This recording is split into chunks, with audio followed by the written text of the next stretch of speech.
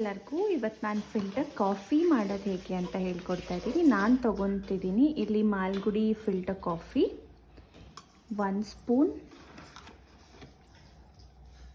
2 spoon because filter ಸ್ವಲ್ಪ ಚಿಕ್ಕ ಇದೆ, ದೊಡ್ಡ ಇದ್ದರೆ ನೀವಿನ್ನೂ ಜಾಸ್ತಿ ತೊಗೊಬೋದು.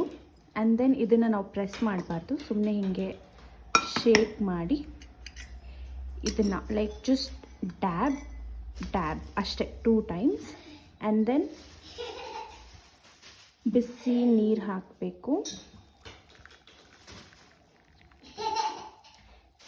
And you let it down ಸ್ವಲ್ಪ ಹೊತ್ತು. ಡಿಕಾಕ್ಷನ್ ರೆಡಿ ಆಗಿದೆ ನೋಡಿ, ಎಲ್ಲ ನೀರು ಕೆಳಗಡೆ ಇಳಿದಿದೆ.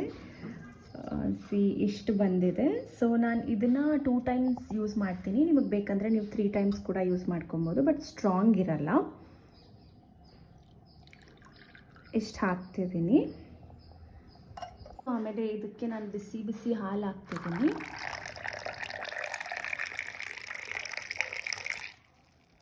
ಆ್ಯಂಡ್ ಒಂದು ಸ್ವಲ್ಪ ಶುಗರ್ ಬೇಕೆಂದರೆ ಹಾಕ್ಕೋಬೋದು, ಇಲ್ಲಾಂದರೆ ಇಲ್ಲ. ಸ್ವಲ್ಪ ಹಾಕ್ತಿದ್ದೀನಿ. And mix.